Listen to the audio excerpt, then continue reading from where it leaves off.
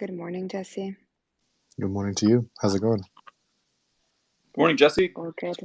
Morning. How's it going, Christian? I'm doing well. Thank you very kindly for your welcoming and gracious support. I appreciate it. Thank you. Oh, yeah. Thanks for being Hi, here. Christian.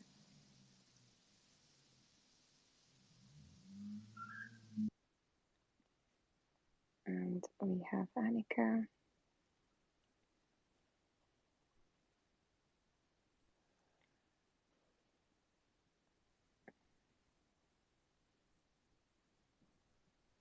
Good afternoon, evening, Annika. Good morning. Hi, everyone. Hi, how are you all? Good, you? Good, thank you. I'm a tiny bit under the weather, so I apologize for my voice sounds a little weird, or if I sneeze in the middle of this chat. I am very sorry. I'm in the same boat, to be honest with you. So maybe hopefully it's a non-COVID bug going around. Oh dear. Yeah, knock on wood. Mine's non-COVID so far. So, but it definitely seems to be making the rounds. So I'm sorry to hear you're down too. Hi, Lawrence. Hello. Hello. All right. So I think we're just missing David. Yeah.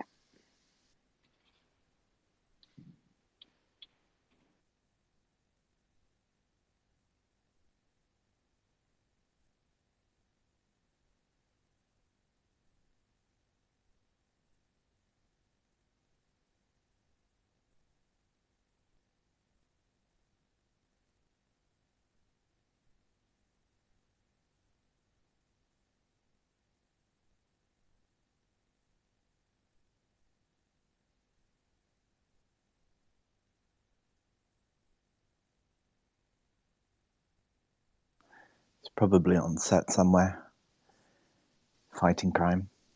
Yeah, no joke. Just sent him a quick message.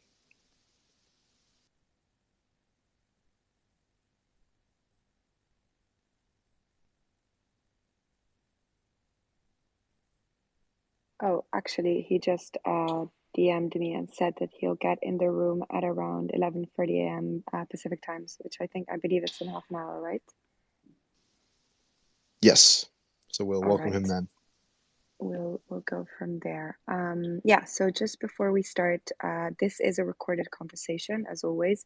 We post them on YouTube after we finish. And just in general, a bit of a kind of like a sense of like reality of where we're standing. We're obviously like very lucky and fortunate to be able to have this conversation at this moment in time with everything that is going on in the world. So just acknowledging that and yeah, just kind of like being very thankful for all of you for being here and for all of us to be able to have these types of conversations, but with everything that is going on in the world in mind as well. And with this, I hand it on to Jesse.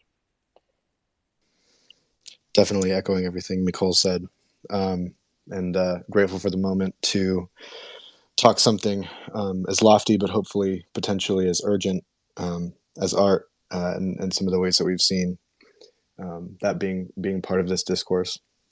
Today we are talking about all things text, poetry, literary, NFT.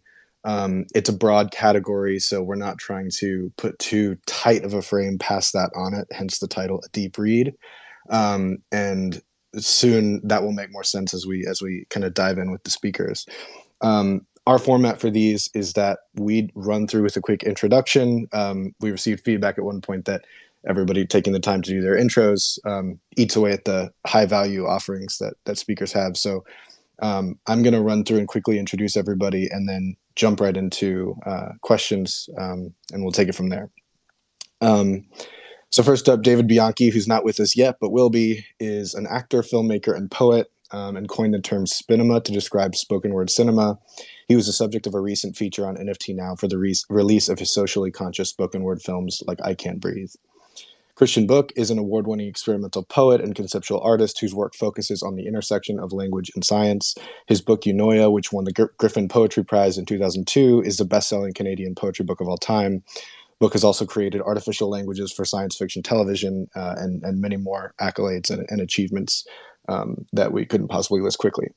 Ana Maria Caballero, Callan Iwamoto, and Sasha Stiles are all writers in their own right, and the three founders of the Verse, poetry's home in the metaverse.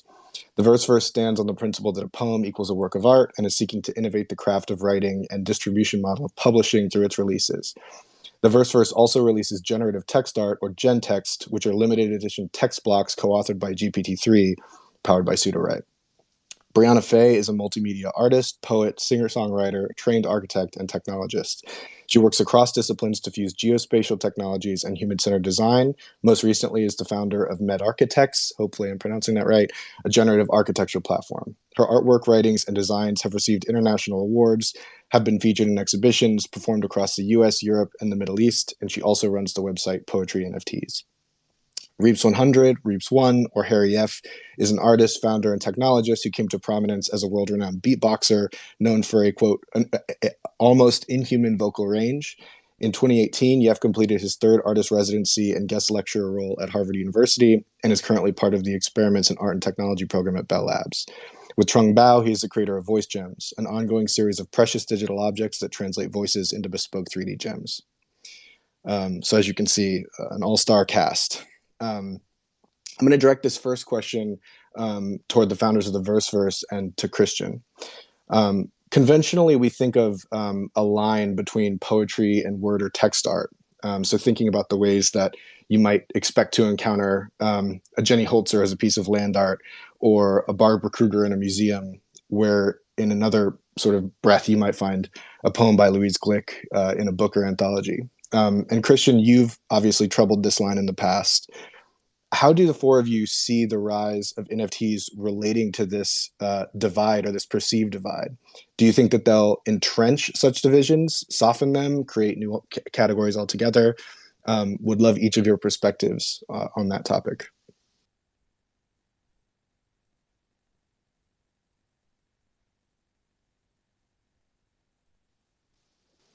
If no one wants to go first, shall I? Oh no, good. Anna, you go first. Not that I really wanted to, but sure, I'll save your throat. Well, thank you, Jessie and Micol and Annika for having us. This is really an honor. But I've been thinking a lot about that question, Jessie, and we recently actually had a Twitter space with Sasha and a few of the poet artists of the Verse, discussing this, going through the history of text-based art, and our conclusion, our not very conclusive conclusion, is that there's really no good reason why there are no Louise Glick poems in a museum, why there are no E.E. Cummings, poems next to artworks that sort of speak to the same era and the same cultural shifts that he did. And I think that NFTs, digital art, the explosion of digital art via the NFTs is going to change that, and that is what the Verse is all about. We are now speaking the same language. We are on a leveled playing field. We are all sitting at our desks with a computer, looking at images. So why not look at a poem? Especially if this poem is going to be infused with new media, right? With visuals, with sound, with the words themselves as artworks. So I definitely think that it's possible that now we start considering poetry as the art form that I've always felt it very personally to be.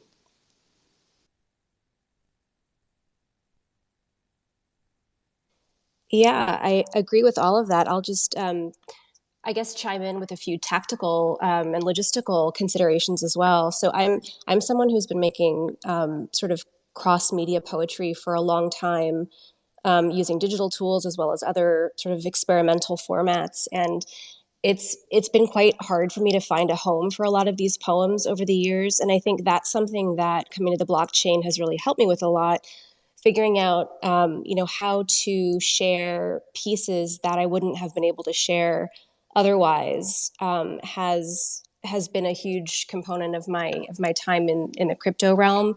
And one of the best things about it, I think, I find that in the traditional publishing world, there are these very set categories, which are starting to change a little bit now. I think they're starting to, we're starting to see a bit more blurring of the boundaries. But when you're submitting poems to journals, first of all, there's journals that are set up specifically as poetry journals, and they have very rigid formats and guidelines, and you have to submit something that adheres to those guidelines. So that's already kind of setting up an expectation of what a poem is or what poetry is. And then, even the magazines that are offering submissions in different categories, multimedia poetry, visual poetry, what have you. There, again, it's the same thing. There's guidelines set in different formats that are acceptable, and so again, you're kind of creating something within a little bit of a box, which is okay in some ways, and I think that can actually be helpful in some regards. I'm sure Christian would agree that having restraints or constraints is often very helpful to fueling creativity. But on the other hand, it's really hard. Like if I have a very strange, AI generated spoken word piece that has a visual component and also like a land art component or something, I'm not sure what I'm supposed to do with that. If I take it to Poetry Foundation, I don't think they're not going to know what to do with it either.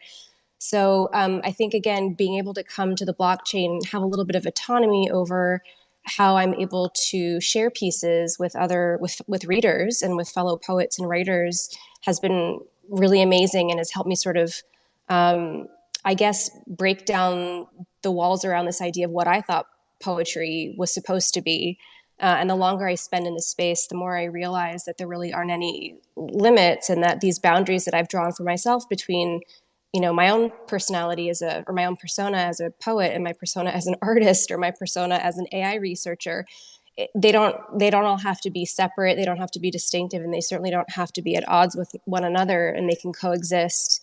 And that's been very revelatory for me, I guess, in my own practice. And yeah, I don't think I would have, come to that point if it had not been for this particular mode of technology.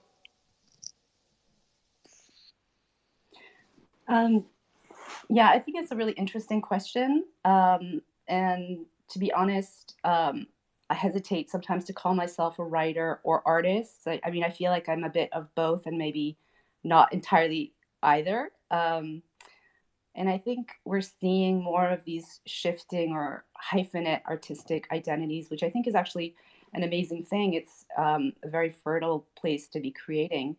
But we, or at least I do, sometimes struggle to find the right label or nomenclature for the work that I do.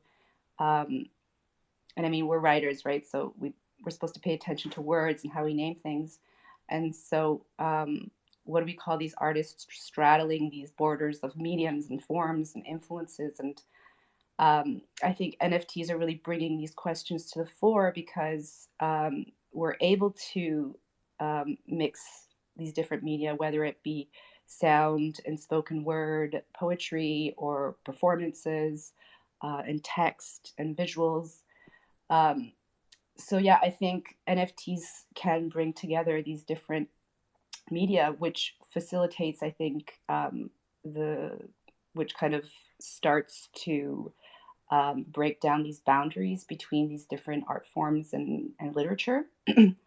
And speaking also to like the conceptual aspect, because I'm more of a conceptual writer and artist. I mean, there's always been a strong affinity between conceptual art and language. And I mean, language or texts are like a prominent feature of works by, conceptual artists like Joseph Kosuth or Lawrence Weiner or Onkawara. And also one of my personal favorites, the French artist Sophie Cal. And I mean, Sophie Cal is a writer as well as a conceptual artist and photographer, and I think other things too. So I think it's really interesting, and I really love how art and language kind of play together in the conceptual art realm. And I think that can be like further amplified through NFTs as well.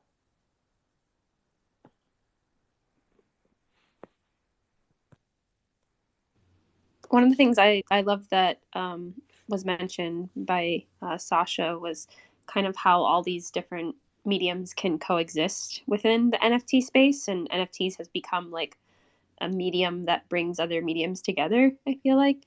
And I think that we'll start to see more of that, more of this appreciation for what multimedia art is. And also, maybe it's not even just art, and how words play a big part of that. You know, words play a big part of a lot of different mediums. And when we think about cinema or literature, there's a really big piece of, you know, words, whether they're spoken or written.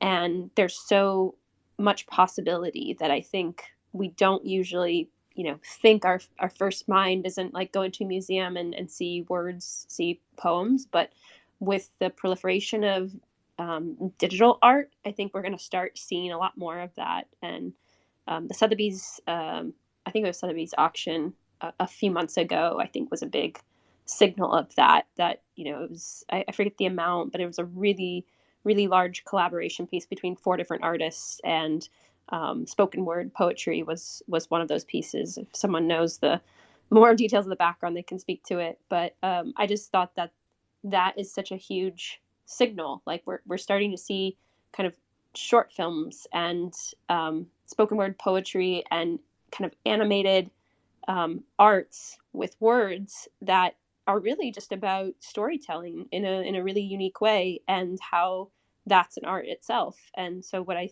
think the beauty of NFTs is that it's bringing these things together that maybe sometimes existed in these isolated, siloed ecosystems, such that like literature is something you buy in a bookstore, right? And cinema is something that only, you know, gets rewarded in its own kind of siloed environment. Whereas NFTs is like a marketplace for all of these different types of arts to coexist and intermingle. And I think because of the way artists of all kinds are coming together to kind of do these collaborations and kind of experiment with what the medium is, we're starting to see more and more of that. And I think that's super exciting for expanding the definition and what people, you know, have in mind as the idea of what art is. Quite along the lines of my fellow speakers, I would like to sort of point out that when Shakespeare started the Globe in 1599, he did so in the spirit of collaboration. And really, that was a collective of artists coming together to tell stories and to put on a play. And so I sort of come from that background, sort of the other way around, of like from performance to page, and coming into the space, seeing so many talented people that I just wanted to work with. I think, and a lot of people have this ethos of getting together and working together to make something. Whereas perhaps in the past, a lot of poets and artists were sort of stuck to themselves a bit more. Obviously, collaborations did happen in the past, but not quite to this extent where everyone is so connected and working together. And my fellow speakers are pointing out new media sort of and intermedia coming together to create pieces. And I suppose it's really a moment for new media and experimentation to take off in a way that it hasn't really had the opportunity before. I mean, it's sort of relegated to installations and museums and academia, really, most of the time. Whereas now it really has a sort of viral potential and has a potential to impact culture in a very new way. And poetry is absolutely front and center of one of those different disciplines that are coming into effect. And you know, the performance of a poem as well actually is a completely different medium to the written one, although they can both sort of complement each other and accompany each other. And I think, so spoken word poetry, and I see David Bianchi has just joined us on stage as well, speaking of spoken word poets. I think spoken word poetry and performance is integrating in a new way as well as the written word.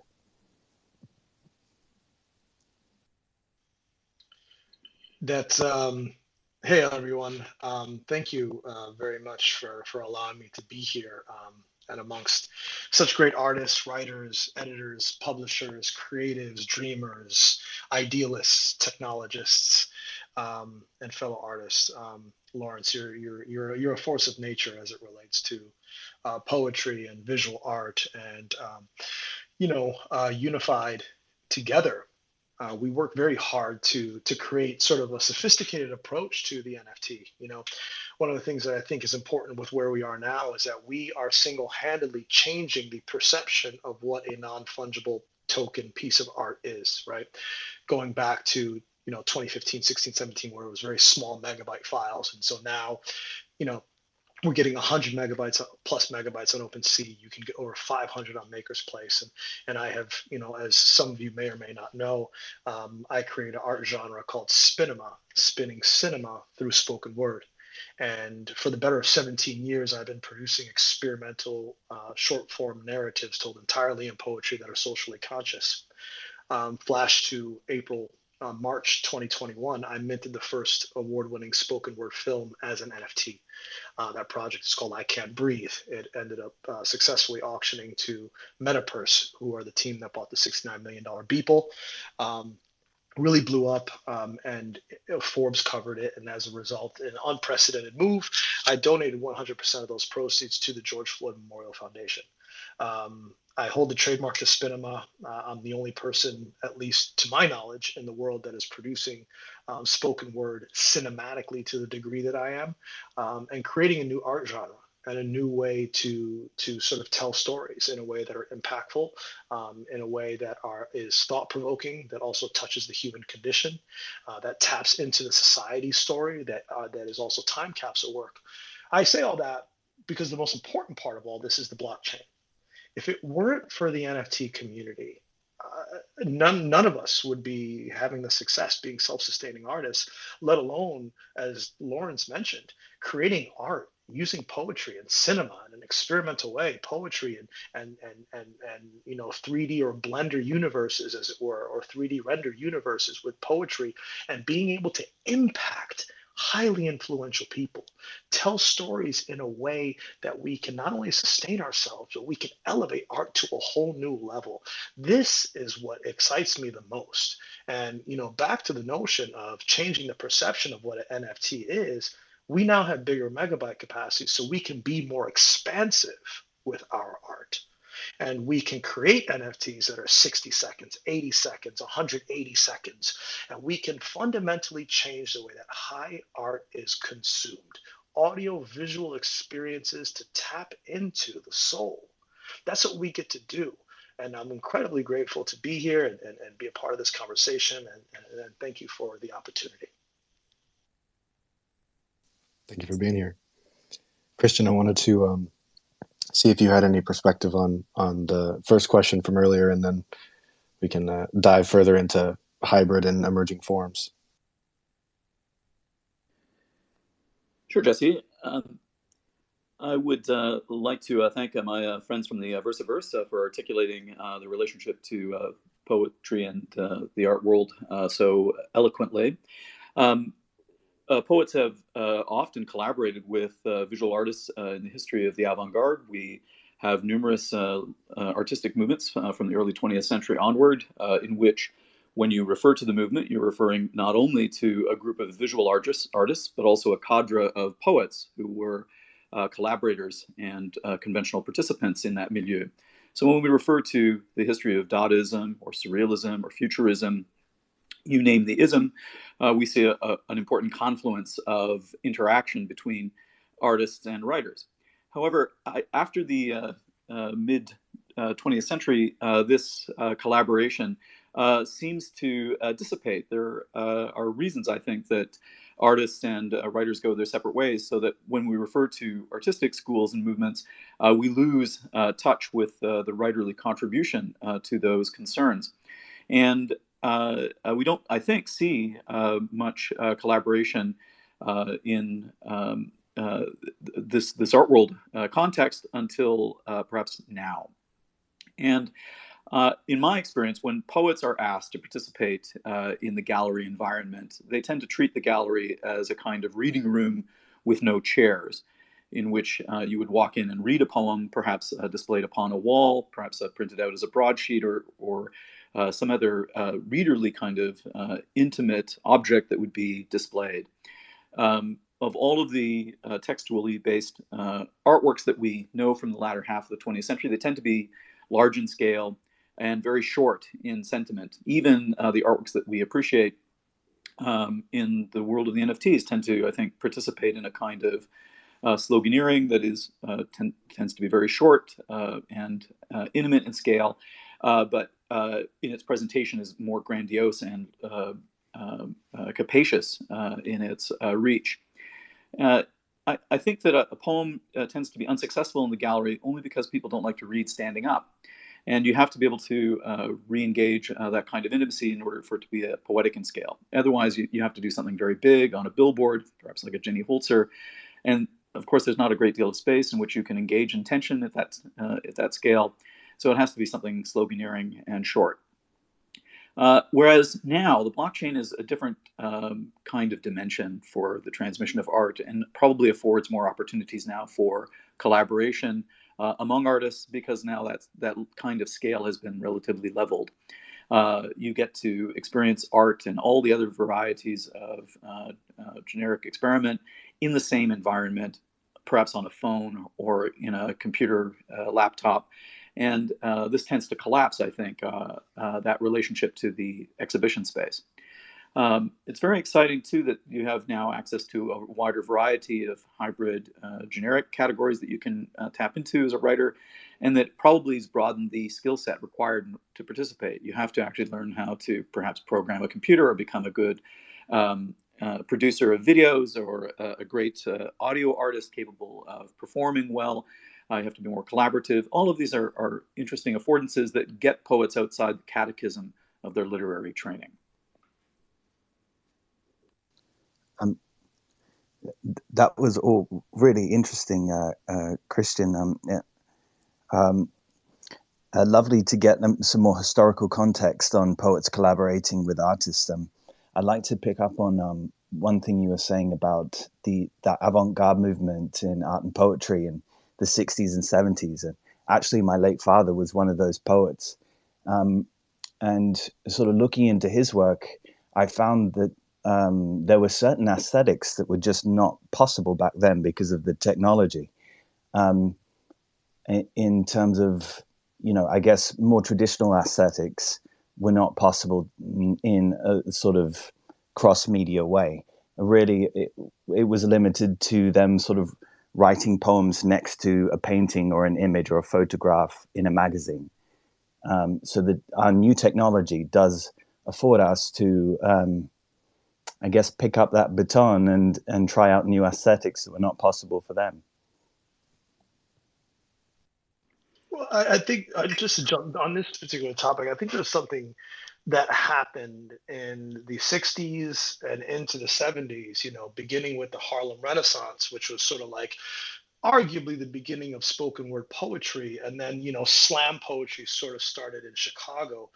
And I bring this up because I think that there's an evolution of poetry, as it were. I sort of categorize things and compartmentalize things in a couple of places. You have the written poetry, which has its own art form in terms of how is it formatted on a page? What sort of emotions does it convey when you look at it on a page and you are the voice of the poet, right? And then there is sort of art forms like you were just describing, speaking poetry next to a painting, as it were. But eventually what happened was the lines began to blur. I personally, the term spoken word poetry, to a certain degree, I have a resentment with, because every word is spoken. So what makes somebody different than somebody else, right? I like to use the term performance poetry, because I think that whether we're looking at spoken word from a branding perspective or slam poetry, which is a different style of poetry, I like to call it performance poetry. And that's what happened in the 60s, the beatnik poets. That's where all this stuff sort of really exploded at a global level, leading up to the birth of hip hop music, because it's, fundamentally hip hop started out as spoken word performance poetry, where you're blurring the lines between the written word and a physical, moving, palpable performance that creates a catharsis, right? That evokes a pathos between the performer and the audience member. I fundamentally believe that any good performance poet I could put on mute and I could still feel something. I would know what they're experiencing based on what their physical form is exuding. And I think this is where the new generation is. And this is where poetry gets really exciting. This is where the immersive technologies show up. This is where, the metaverse and what we can do with this technology to really, really grind it down and find a new way to bring poetry into the ecosystem. So it isn't just a tutu tutu the flute. It's more than that. It is absolutely, it's blood on the concrete. It's the writing on the wall. It's the side effect of the underlying societal condition. It's the power of the people. That's where, to me, poetry gets really interesting. Thank you. Sorry, I just have a really quick thing to say, but just segueing off that amazing comment and this idea of writing on the wall, it's so interesting to me that while, of course, this does feel like an evolution in so many ways, I often think about the fact that, the original poetry was multimedia and was immersive, oral spoken word way back when, performed against paintings in caves with the cave light flickering, the fires burning and casting shadows and causing those paintings to be animated. There's really interesting research done on just what those immersive experiences were like. And so, I wonder whether it's an evolution or maybe like coming full circle in some strange ways. But very, very interesting point. Thanks, David. Thank you, Sasha. All of you've mentioned the history a lot, but I think we haven't really heard names of poets who influenced you. Who are some of the poets you've read a lot before you started writing yourself? I mean, you've mentioned the 20th century a lot, the early 20th century, 60s, 70s. So who are your main influences? For me, I'm sort of a bit more old-fashioned, probably, in that most of the poets that I'm really influenced by are 19th century. And someone I really love and have read a lot of is Baudelaire. And he wrote a lot about paintings. He was actually also a very prominent art critic. But in his poems as well, he wrote entire poems about paintings, about Delacroix and Goya and how they relate to each other. And, the really like yearning for some kind of collaboration to happen. But, his medium stayed on the page. I love Baudelaire, even though he's much better in French. So I probably have to learn French at some point in my life so I can read Baudelaire properly.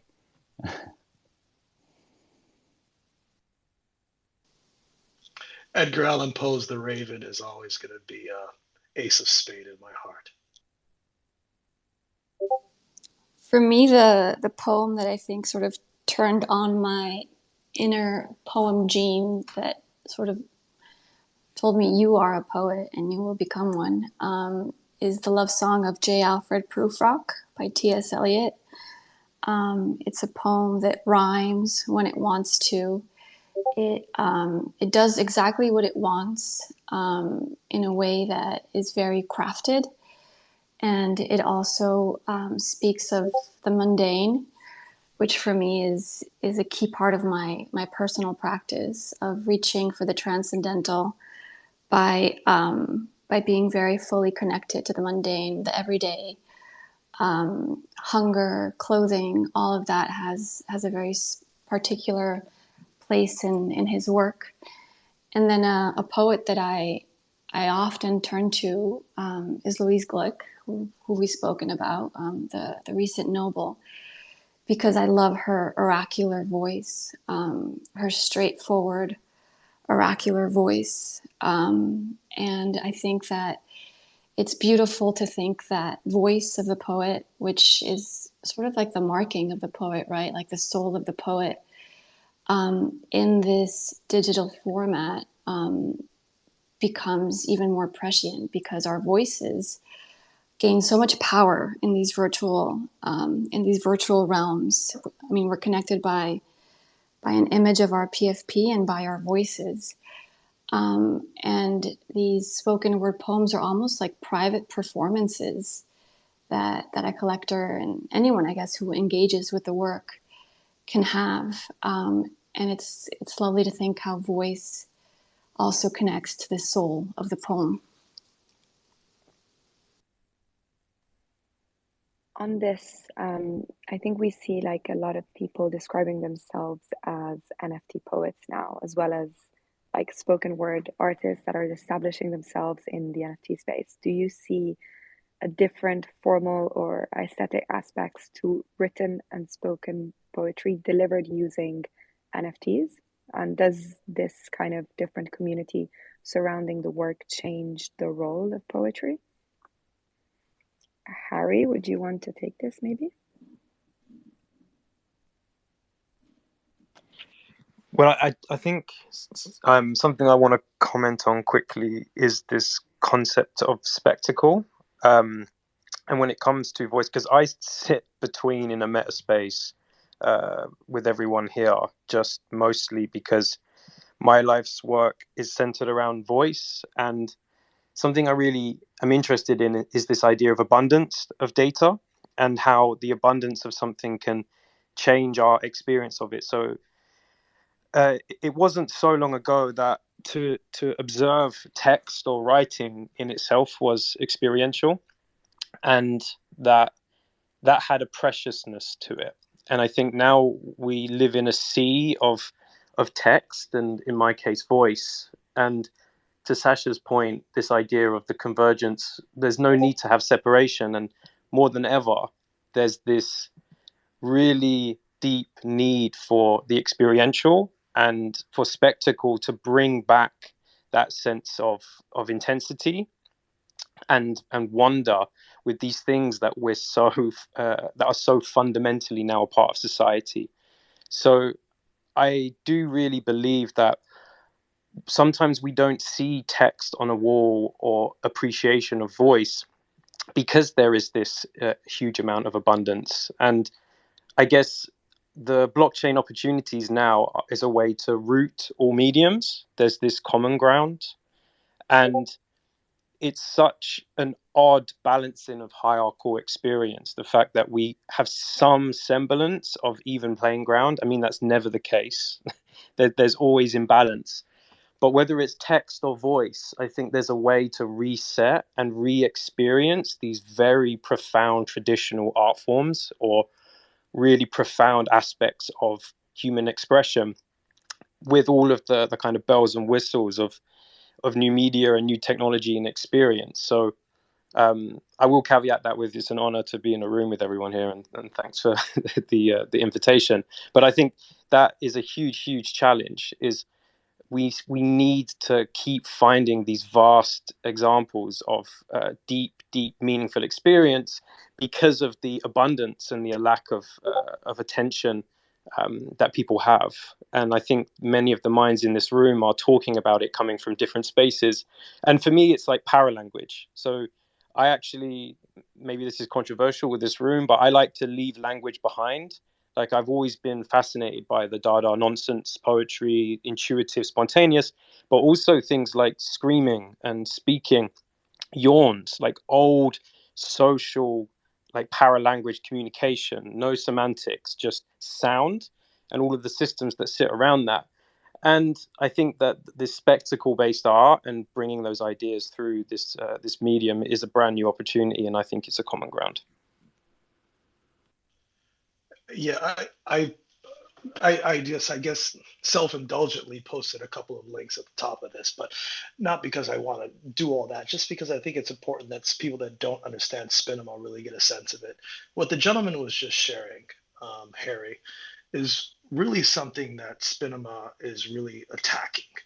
How do we take an art form, right, that fundamentally it's just a stage and a mic, that when I see someone visually, a stage and a mic on a television screen or on a screen, it feels very archaic to me. So spoken word is more akin to music than it is to cinema. And how do we create stories? How do we make this more immersive? And that's what I'm trying to do with this art form. And that's what I am successfully doing with this art form, is bringing audiences that otherwise wouldn't be poetic bulls, wouldn't be champions of poetry, written word or spoken or slam or whatever you want to call it. They're looking at this work, and for the most part, by the time the film is halfway over, they don't even realize it's being told in poetry, because they're so immersed in this sort of new way to make this art form that we all love so much expansive. It's very challenging to do, because we have to make films that film lovers will respect. We have to have visual performances that the actors will respect, and I have to write poetry that the poets will respect. It's a very tall order, but I think that I hope that what I'm doing can inspire some people, because I would love to see more poets create cinematic experiences through their written words, and use their poetry as the screenplay to create more immersive experiences. Because if we look at XR, AR, VR, these are all immersive technologies. And so how do we rise to the highest levels of those technologies to be able to do the best that we can with our chosen gifts? Sasha? Go ahead, Sasha. Oh, thank you. Yeah, well, I think, again, that's a very interesting question. And I just wanted to offer maybe a slightly different perspective. But I guess, like, if there was any other profession that I could be, like, I would want to be a graphic designer. I love the design. I love typography. I love looking at words and language on a page. And I've always just been absolutely obsessed with that. And I think that plays a big role in why I am a writer and why I'm a poet. And that's something that I've been thinking about a lot as I try to use different digital tools and create more immersive and expansive experiences with texts that I'm creating. And I think one of the reasons that I'm really enjoying so much of this experimentation is that I'm able to kind of take text-based art or visual poetry that is very much inspired by, people like Jenny Holzer or Barbara Kruger or Bruce Nauman or any of the many names we've already mentioned, and then turn it into something that is a little bit more like performance poetry, not necessarily by marrying it with cinematic production, because that is not something that I'm very good at, so I'm not going to attempt it, but by taking the words themselves and then using different digital tools to animate them or manipulate them, or treat the words as images, treat the words as drawings or illustrations or symbols or characters that can be shaped and twisted and shown in different ways. And to me, like, to be able to kind of take the actual text off the page in all these ways and play with it and, spin it around and be immersed in it and project it on walls and do all sorts of things with it feels to me very powerful. And just an extension of this long tradition of visual and concrete poetry that I love so much. So yeah, I agree. I think using all these different forms and AR and VR and all of that to create multimedia is really powerful. And I would just encourage poets who are interested in this to pursue it in any way that they want, and that there's certainly like no defined way of doing it. And I'm again so excited by seeing all the very unexpected directions that this is starting to take now that there are more and more poets coming into the space. It's very inspiring.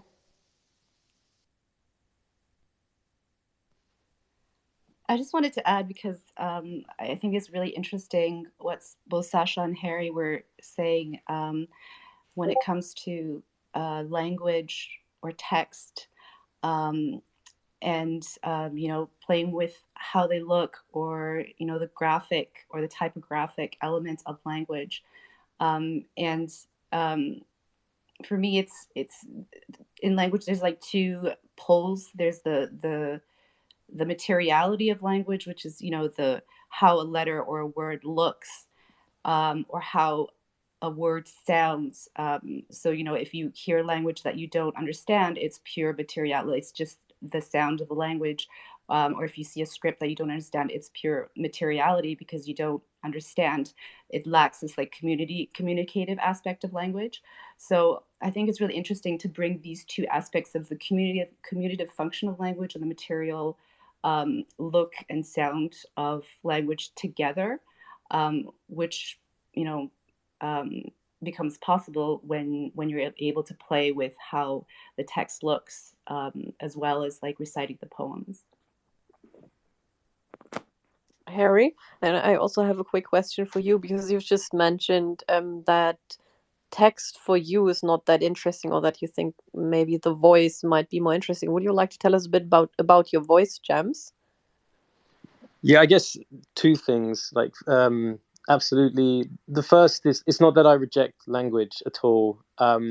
It's just that I think voice does have meaning without language, and I think that that paraspace is deeply fascinating and interesting. Also, I always remember a quote from a longtime collaborator of mine, Professor Sophie Scott at UCL, who talks about every single conversation that happens is one of the most complex acts in all of nature. That dance of interaction, just the mechanism of speech, is so vast and intricate and stunning, and we give it such little time. And when you pair that complexity with this kind of ghost of voice, these like tones and articulations and pitches and uh, guttural sounds and screams and laughters and tones and notes, there's actually this very strange blind spot that can occur. And everyone in this space is thinking very deeply about that. But I'm very interested in this idea of the voice as data, and how can we make systems or generate systems that can reveal that in different ways. So I've been directing and creating voice generated systems for about 10 years, and it came from this idea of, well, if we can reveal what is contained within the voice, whether that's true data or just interpretive, I think there's a lot of good to be done there, because not only can you start creating spectacle around performance or artists or individuals or my voice that I'm interested in, you're also able to amplify other people's voices. So on this 10-year journey, Voice Gems is the most recent iteration. It partially has an NFT expression, but effectively it's a system that is designed to archive a set of voices that we are curating, and we have a very strict manifesto which why we select the voices that we do. And that can be from individuals in terms of thought leaders to just literally remarkable voices, but also extremely vulnerable voices. And that can be human or non-human. So the idea of spectacle with voice, I think, has a huge amount of depth. And speaking specifically about NFTs, like, I'm really interested in the ability for individuals, groups of people, or collectors to contribute their own data to the creation of the works. And effectively, that's what we do with Voice Gems. So once we decide that we're going to make a piece, we open access to the system, and then we're able to take 1 minute of speaking audio. And that audio is used to sculpt 200,000 particles, and there's 3 different systems that generate the work. But the main thing is the sentiment. And I went from wanting to amplify my own voice through performance to thinking about how we can represent others. And it will be a journey until I die. And I think voices do have meaning without language. Lawrence, before you jump in, I just can't not invite Christian's perspective on this, as somebody who's been working in this for several decades. Well, I'm currently looking online at Harry's beautiful images of these voices translated into these 3D mineral structures. These are quite extraordinary artworks, and exactly within my own area of interest. I've got a mineralogical fixation in much of my poetic practice throughout my career. And I just love this idea. I wish that I had thought of it. What's remarkable about them, too, is that they're extraordinarily lyrical, poetic objects that, of course, don't have any words. They're poems in my mind because they translate a speech act into something artistic. They partake of that poetic structure, and yet they're, of course, just the artifacts of speech. They don't have any language attached to them. They're merely images, beautiful objects that you can explore in this digital environment. I'm very envious of this process of translation. I wish I had thought of it myself. I look at these with immense respect. They're just fantastic objects. Well, we can speak afterwards for sure. The main exciting thing about it is that it's a domino effect of collaboration, and this idea of a gateway into exploring every facet of verbal based communication, and that can be like non-semantic, non-linguistic, to what people say, and the narratives that can be created around it. So I'm very grateful for the positive words. Lawrence, over to you. I mean, the subject of the voice just really got me excited, and these look like amazing works. And to the point that each and every voice is so unique. It's also one reason I've done a lot of pieces on Wales and poetry about Wales. Is one thing it's very hard to communicate about whales is why they're so special. There's a lot of people, I think, just see them as sort of cows in the ocean, but they're such incredibly sensitive beings and have parts of the brain that we don't even have. And one way to communicate that is in talking about their song, because every whale has a song that is basically like a biography of them as an animal.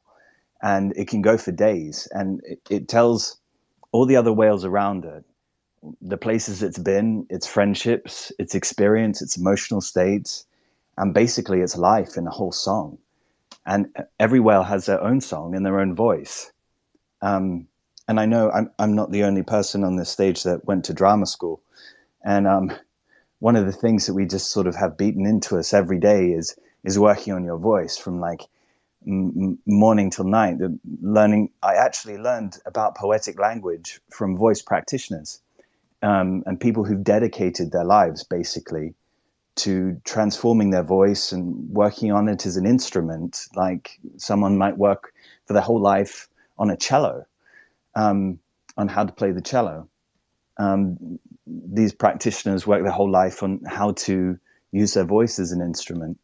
And one of their concerns, I know, this is, I guess, from the drama school I went to in England, their concern especially was contemporizing lost poetic language, or the classics, and finding new ways. Like if you look at the work the RSC does, for instance, they're always trying to find new ways to contemporize the classics and bring it into new media and make it relevant to the new generation of people and new generation of culture.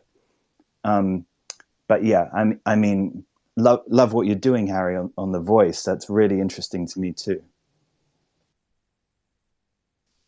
David, over to you.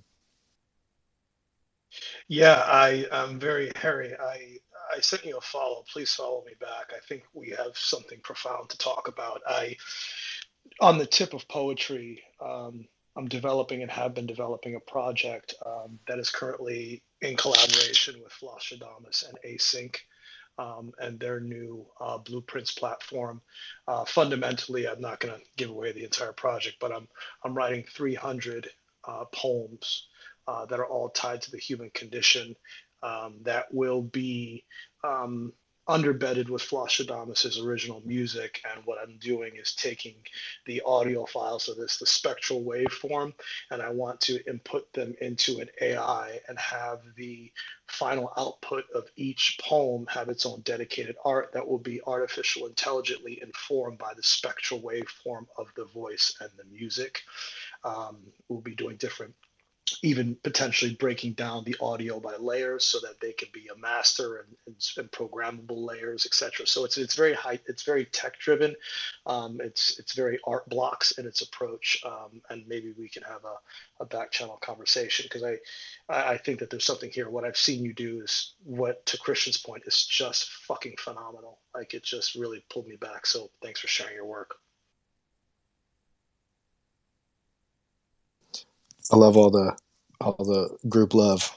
We're getting a question from Laturbo Avedon, who's in the audience, and I want to point this one to Brianna, but of course everybody can sort of follow suit. In 2020, my commission for Manchester International Festival was a, quote, navigable poem using Fortnite Creative and the game engine as a performative medium. I am curious to hear what the group thinks about the interplay of gaming and poetry. At what point does a poem's medium change when it is sculpted with immersive technology? So obviously, Brianna, I think this is a subject you can speak quite a bit to. Yeah, I love that notion. I love that very experimental take and bridging gaming and poetry. Um, I guess I sometimes wear the hat of spatial technologist. So, because I have a background in kind of spatial design and architecture. So, for whoever brought that question, kudos to you for really bridging two things that, no one probably is really thinking about. There are some really interesting spatial poetry examples I've seen. I've played around with some myself, but haven't published any. Someone from our Ether Poems collective, if you all haven't heard of Ether Poems, it was a project that was launched last year by several of the speakers on this panel right now. And one of the poets does actual augmented reality spatial poetry as well. So yeah, I think you're looking at a very unique intersection when you're specifically zoning in on gaming. And, does it turn poetry into some sort of, gamified experience that has utility, that has other mechanisms? I think a lot of times poetry, we think of it as like, this is, such an art form that, is about raw human emotion and just kind of human expression. And I think a lot of people who do poetry, who are poets, aren't in it for the money, because historically it's been kind of one of the arts that isn't the most monetary driven. And I think NFTs have the ability to change that. But yeah, that idea of gaming and utility or mission, or what it is you're supposed to achieve, which is very game centric mentality, could also change what how we perceive that poem. So maybe there are ways to like bake in other objectives other than just absorbing this sort of sentiment that the poem is creating. So definitely, whoever is asking that question, I'd love to connect with you and see your work. I think that's a really cool idea, and I hope that answers the question. Also, that is like such a perplexing combination that it's really beautiful to wrap the mind around. One thing I want to maybe push in on just a little bit while you're in the hot seat is thinking about, you mentioned sort of augmented reality poems and spatial poems. And of course, you're doing this work that's sort of collaborating with machine minds to create space. I would love your perspective as you think about the rise of this spatial poem format, or even something that's informed by non-semantic or non-linguistic language, as Harry was talking about, in the context of this spatial digital reality opportunity that many already have and many more will have in the future. Well, one, I think, is that we're starting to see the proliferation of these 3D virtual spaces in which art can exist, which really we didn't have that before. Our consumption of media on the internet is typically in 2D, and I call it newspaper fashion. But for anyone that's been following the trend of like, these metaverse worlds popping up, On Cyber is a really interesting one. I know some artists and poets on the stage have some works displayed there, which it's basically, there are these virtual galleries, and anyone can basically like upload their media files to this 3-dimensional virtual gallery. I personally have one that's just filled with poetry. So I think there's things like that are actual exercises for our mind to say, I can walk through a 3-dimensional space and have experience visual art or poetry, right, in augmented reality, or just on my computer, and it can be flat, but it can also be 3-dimensional.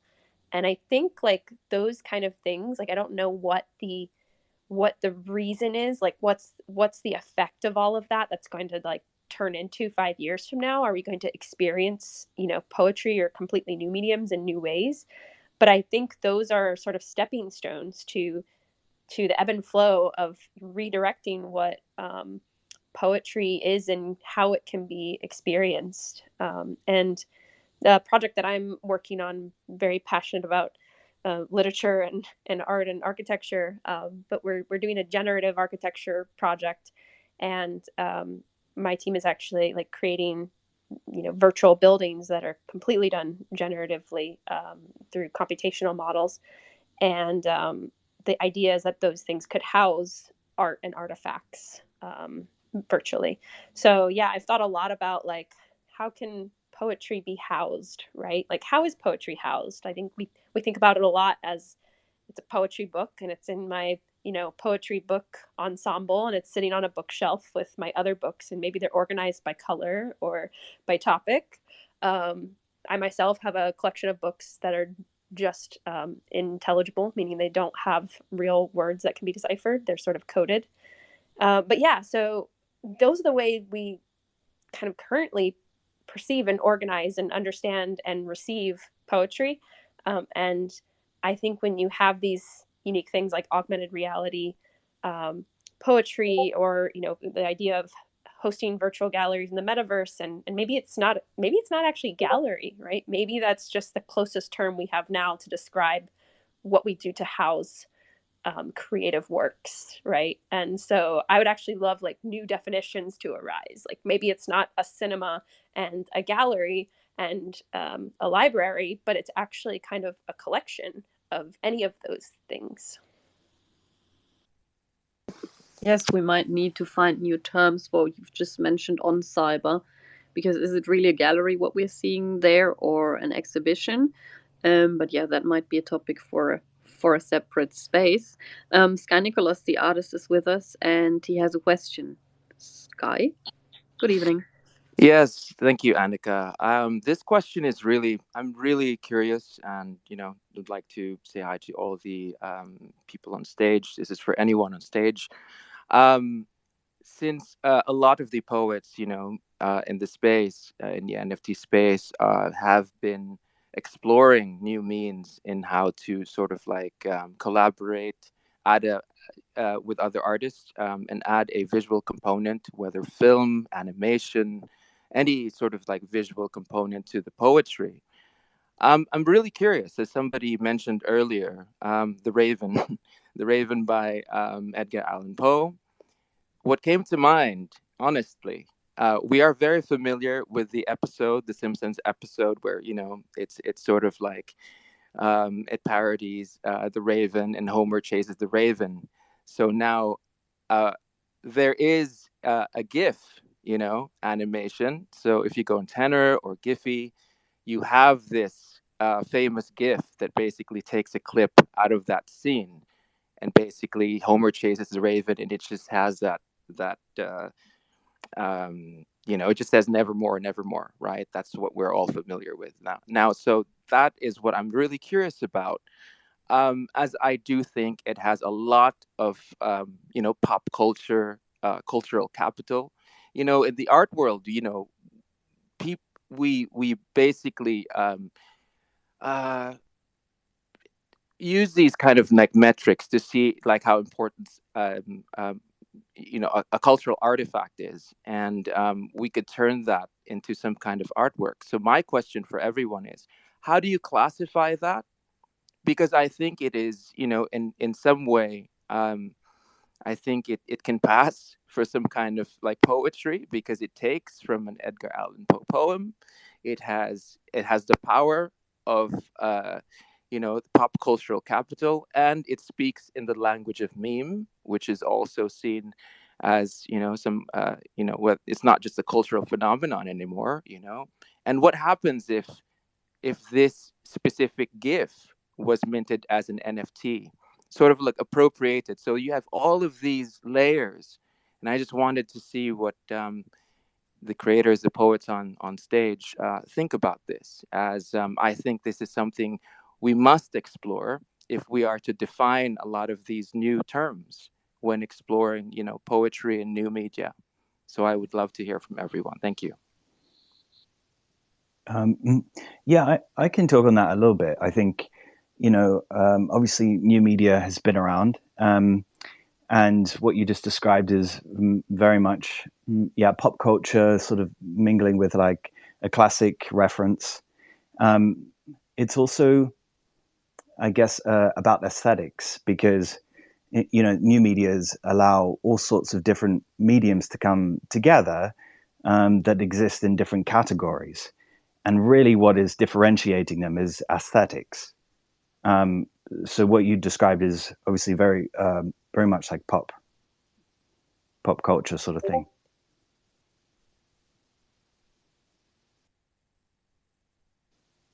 Anyone else? Yeah, I mean, I think that's where we sort of, I don't know. I feel like we could even dive deeper much later on. I don't want to take the time right now, but would love to have more conversations about this, because they're different. There's so many different ways to sort of explore this. What if, like, let's say, if another poet sort of like uses clips of that sort of like pop culture reference. I mean, isn't that what we're doing creatively with any medium of art? And I'm just really curious, because it's it's an iconic poem that was added onto a layer of an iconic TV show, and it's speaking in meme. And so if like a poet basically chops that up or whatever, however, I'm just like saying, like, a lot of things are loosely defined right now. And I think there is a big question if that piece can be seen as the kind of poetry that everyone here is sort of exploring, because you are exploring a visual component added to the poetry. And I'm just like saying that manifested out of the culture. So in a way, philosophically, we could see this as something as it of like its purest form, because these artifacts came together and there was no one author. Like that's just kind of like what I'm thinking, and it's something I'd like to explore for some other time, but just wanted to sort of add that on, as we are again loosely defining a lot of these sort of terms as we classify this kind of new art form, as a lot of you have said. Yeah, I think maybe I can just offer like something on that topic, which is to say that, and this is obviously something that a lot of us have been grappling with a lot over the past, weeks, months, years. But I think there's definitely a difference in my mind, at least, between an interpretation of a poem and creating a poem with these new tools in mind, or writing something that has been brought out of you with these new tools in mind and with this new environment in mind. So for me, and I don't know that I have the vocabulary to describe it properly yet either. I'm still searching for a lot of terms. I think a lot of these areas do need to be defined a bit more clearly. But a lot of what I think I'm enjoying right now is the fact that now when I think about writing something, I don't necessarily just think about reaching for my keyboard, and I don't necessarily think about just reaching for a pencil and a piece of paper. I get an impulse to write a line of poetry, and I see something coming to life in my head that feels more immersive, or I hear something that goes with it, or I feel something in my hand that it seems like this poem needs to become. And I think to me that has a lot to do with how I define something as poetic or not, is whether it kind of fits in with that that feeling.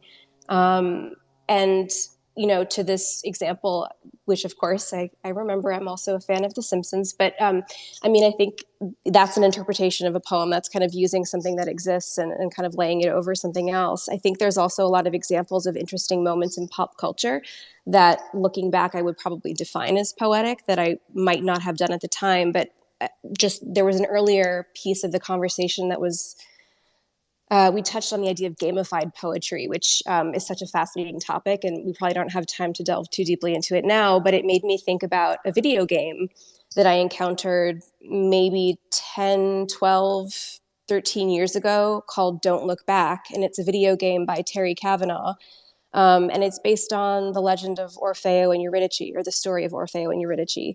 And it's a very simple video game in which you basically going through the myth of Orfeo and Eurydice trying to get out of the underworld. And it was the saddest and the most profound video game I've ever played in my life. And it was so simple. The graphics weren't anything special, but I played it and I was just like, this gave me chills. This is a poem.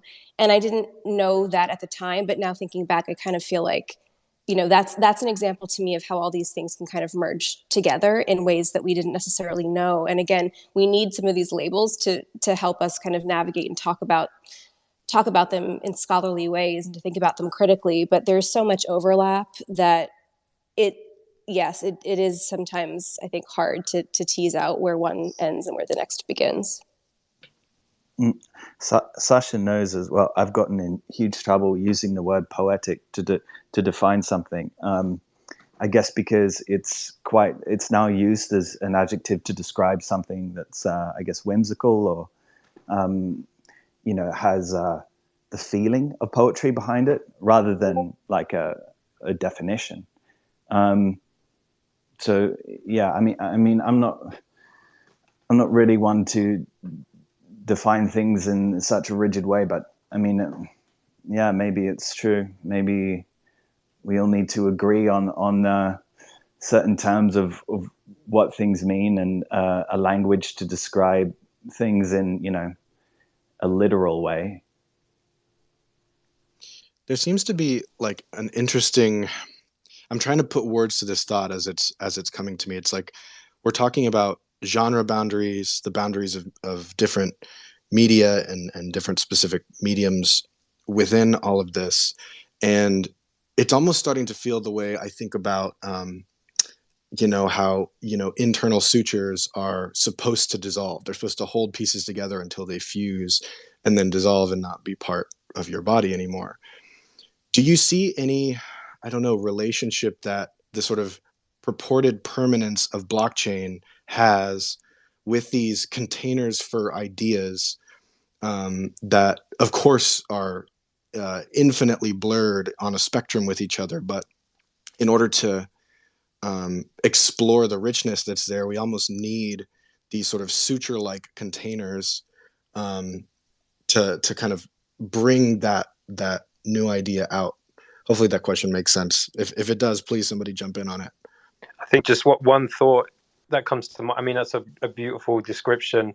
It's almost like this whole new space is, and what blockchain offers is this mycelium network in which we're the budding sort of flowers, and there is this unification. But I personally feel a state of flux like I've never felt before. And I've been in a lot of spaces for a long time, but I feel some consolidation that I have no right or place to define myself and on my own. But I am interested in if there will be a terminal velocity ever again. But I really love that analogy that there's a fusing happening, and we're having conversations like this in that kind of butting of heads trying to find form. And I think that's what I love most about the NFT space is that new connection that we all share.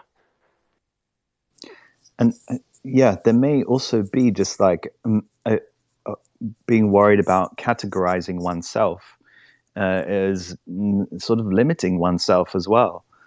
To define oneself is some, you're kind of putting yourself in a box. Perhaps it's the job of other people, like art writers, to put us in a box, and when we can just dance around it. I wanted to share something that I actually read yesterday on Annika's Instagram feed. Yesterday when I connected with you over there, and it's actually by Jenny Holzer, and I think it speaks to a lot of the things that we've been talking about, to Sky's Simpsons, and to what Harry was talking about in the sutures. But the quote said, "A successful work of art gives you a glimpse into a new possible order." And I think that poetry transacted via NFTs gives us a glimpse into a new order, one in which poetry is now able to be valued in a way that art has been valued. And of course, this valuation comes in part from the fact, precisely that it's on the blockchain. What you were saying, Jesse, that it's, sort of permanent on the blockchain. There's provenance and there's transactability, which perhaps, it's something that we touched upon, but we didn't forthrightly mention, that perhaps one of the reasons why poetry was never really sort of had a seat at the table, as there's been text-based art, and there was been, like Christian mentioned, historically some moments when it did have a seat at the table. But why it hasn't had a seat at the table recently is perhaps because there wasn't really a way to transact it in the way that now we can transact almost all forms of art on the blockchain, and that's something that we're really thinking about over at the Verse is being able to transact poetry and also to speak the language of the crypto space, right? Because there's also now the possibility of someone being a poetry collector. So not only are we creating works of art, poetic works of art, but now we are hoping that they connect with someone who considers themselves a collector of poetry. And who are these collectors of poetry? And what do we as poets need to do to connect with these collectors and educate these collectors? So we're speaking the language of the crypto world by we have generative poetry, we have conceptual poetry. Christian Book was one of our inaugural artists, which was such an honor. And we're also onboarding acclaimed traditional poets and pairing them with crypto native artists who speak the language of art transacted via the blockchain. But I think that's a really interesting question, one that we're at the Verse, actively trying to explore, which is, who are these new collectors of poetry? And today, I'm lucky enough to be part of the Vertical Crypto Art residency. And today we had a chat by Sophia Garcia, who's been one of the sort of trailblazers in generative art. And just hearing how far generative art has come in the past 3 years, like the explosive meteoric rise of it, makes me really hopeful for poetry. And she even said, that she thinks poetry is one of the next art forms that will have this kind of explosion similar to what the generative art world has seen. One quick comment from me, because you've just mentioned Jenny Holzer and my post on Instagram. Jenny Holzer curated an exhibition of text-based work by Louise Bourgeois at Kunstmuseum Basel, so it's quite a big exhibition. If one of you is close to Basel, I can highly recommend visiting that exhibition. And she chose some text-based work from Louise Bourgeois, and the quote you've just mentioned is from her. And they were screened on public buildings in Basel for, I think, 5 days. And I was there to see it, and it was quite impressive. Another point I would like to bring up about how the art world defines things is in the art world, you have definitions of what the media is, which is more literal definition that's kind of in the description about, oh, this is mixed media, or this is a painting. But actually what's more front and center when it comes to like curation and auction houses and the auctions they put on is the aesthetics of it, and I guess the movement of that specific painting where it belongs. You wouldn't have, say, an auction of impressionist paintings alongside and sort of just throw in a bunch of Andy Warhol paintings, even though they're both paintings. So I think those categories really, I just think aesthetics are more important than literally what the media is.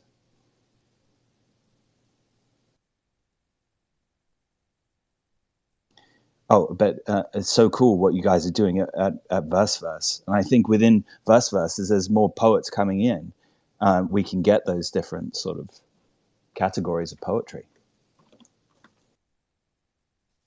Sasha, I had seen your mic come off mute. Did you have something to add here? No, I was just going to say I'm coveting the Jenny Holzer Louise Bourgeois catalog very much right now. nothing important. Got it. I want to make sure we don't leave this topic of the market sort of fully sort of unexplored, or maybe get the sort of the shape of it, because I think this is a really huge question as it relates not just to poetry, but text or word art and art that's engaging with language and voice. And I'd love to hear all of your perspectives on how the foregrounded aspect of the market, when we're thinking now about NFTs, potentially impacts these realms where that was either in the background or sort of not part of the equation whatsoever.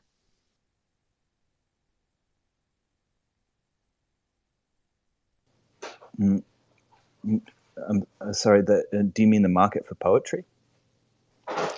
Generally speaking, the market, the fact that the market plays such a big role in how we talk about NFTs and how different works kind of come to enter the sort of public conversation. Yeah, I think it's so much harder to define now, actually, because, with the mixed media that we have, it's like, okay, well, this came from this sort of realm of the arts, say cinema. Cinema is like a huge industry that, it's entertainment is America's biggest export, with I think it's 11 trillion a year or something. And then it's combining it with fine art. And in fine art, a much smaller industry. I think it's like 1.2 billion a year in volume. So where do you put those two things together? Like, how do you define its market value then if you're putting those two things together? Is it less value because it's contemporary art as well? Probably not. If anything, it adds to the value of it. And also those two mechanisms of distribution in cinema and in fine art are completely different, because in cinema people are paying for a ticket, and that's the distribution end. You're selling 100 million tickets if you're really successful at the box office, if it's a smash, for $10 each. You're not selling a single piece. And that's also something really exciting, is that it's possible now for someone to purchase a single piece of cinema and for it to still have a viral effect and for a lot of people to see it. So I think that's a very problematic area, and basically why there are new values being put on these things. Over to you, Anna. So I think that one, I don't really have an answer for you, Jesse, but I have things to share.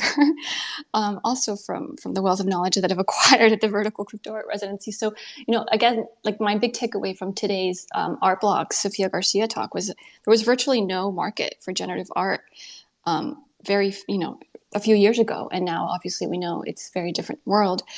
And then a recent conversation also that we had with Art Gnome, where he was saying, he was laughing, how people ask him, how did you predict all these things? And he's like, well, I just wrote them, and so they became true. And I think that, we're writers, and of course history belongs to the writers, right? Can we say that? So I think that we're, as poets, we have a lot of work to do, but we also have to we have to write about it. We have to be here and say, poetry deserves to be collected. If you're going to collect a Tyler Hobbs, you should collect a Sasha Stiles. If you're going to collect a Dmitry Chernov, you should collect a Christian book. So I think that as writers, we are uniquely positioned in a way to create a narrative and assert it and believe in it.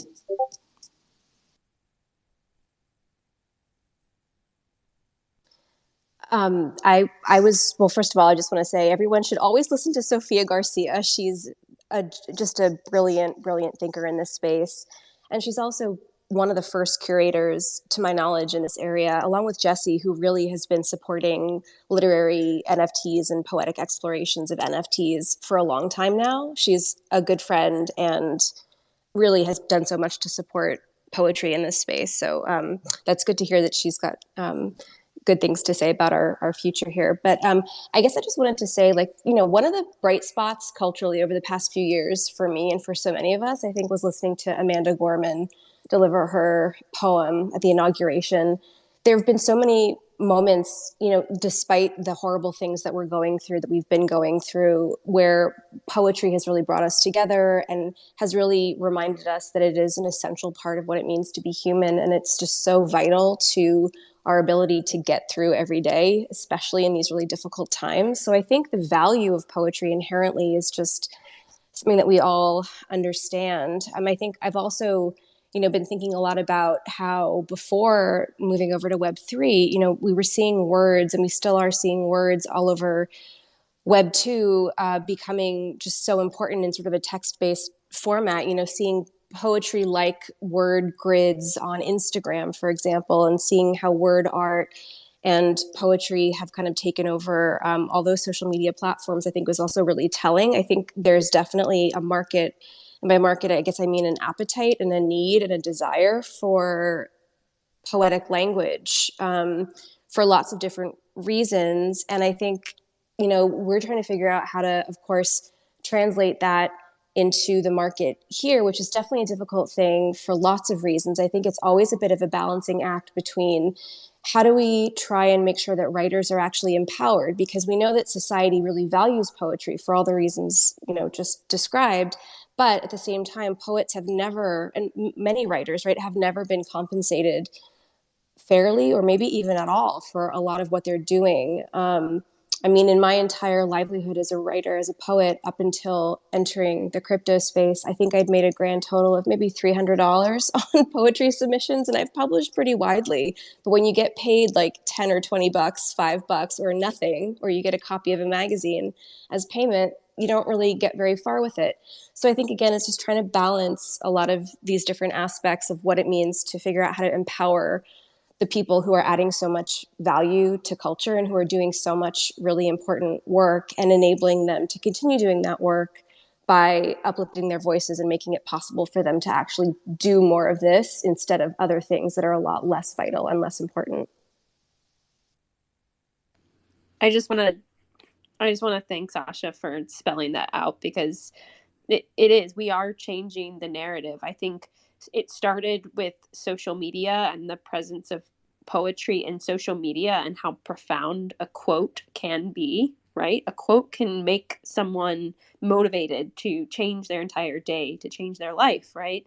And NFTs is now, you know, allows for the marketplace and the mechanisms and the collaboration between different artists. And there's just so much opportunity in that. And we here, coming here every day, are changing the narrative of poetry itself, and what it means as a profession and as, you know, as an art. And I think it's so powerful to everyone who's even like in this room, whether you're an artist, a poet, a writer, an NFT person, a flipper, a collector. I think you're all here witnessing something that is like changing the nature of everything we know and expect of poetry. And it's just very profound, and I'm very honored to be in the presence of everyone here sharing it. Yeah, absolutely. Hell yeah, to that point. I mean, poetry was like the original memes, like, you know, in the 19th century, you know, poems would be published in a newspaper, and people would remember them, and they would memorize them, and they would recite them at dinner that evening and impress all their friends, and everyone would laugh. You can't do that with a Dostoevsky novel, because everyone would fall asleep and go home. And so really the virability of poetry is its power as well. And in our day, virability is a huge value. Harry, I saw your hand come up as well. Yeah, just a simple thought that I see my role as not a poet, but in the space of voice and emerging technologies, to try and collaborate and create space for that text or said voice to come through. And it's the kind of, I guess it's the garden around the poem itself that I spend a lot of time thinking about. And I think it's a huge responsibility of artists in the form of collaboration to create that space for that preciousness to come through, or that text or other forms and other artists to have the space that they need. And I think it's as equally a creative challenge and an important one. And it's something that I'm spending a lot of time thinking about. So I guess it's just a thought to anyone else who's listening who isn't in the voice or text space, thinking about how they can collaborate. That can be as important as the work itself.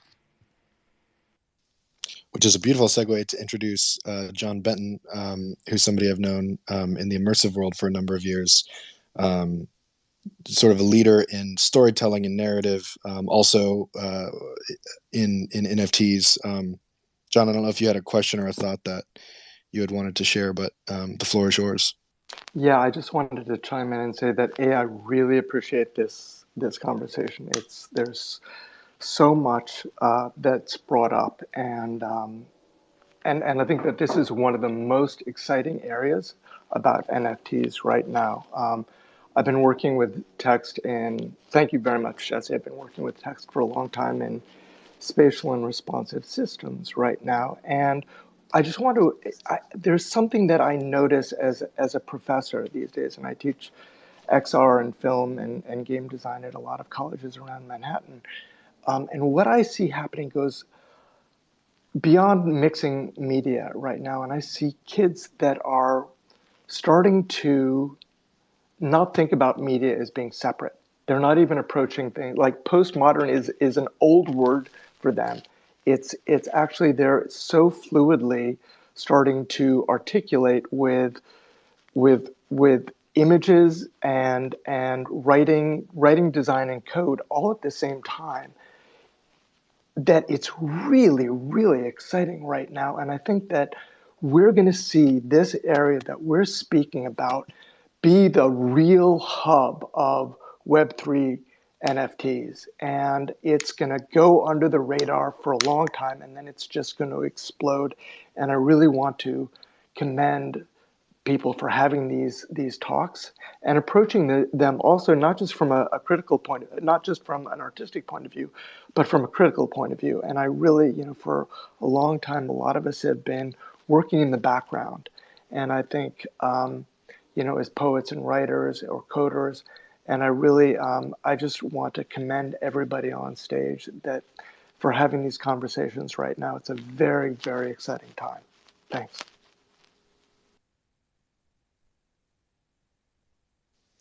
And on that note, I don't think we can top that type of praise. And I love the idea of young people eliding these boundaries. That's a personally very exciting thought for me, and I think a good note to blast into the future with.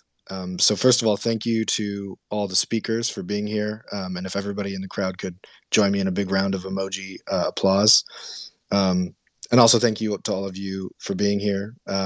To this episode of Discussing Art NFTs. Next week, we're looking at photography. So if that's a subject of importance to you or one that you've been curious about, come by for that. That'll be the same time next week. So again, thank you everybody so much, and we'll talk soon. Thank you. Good night. Bye, everyone. Thank you.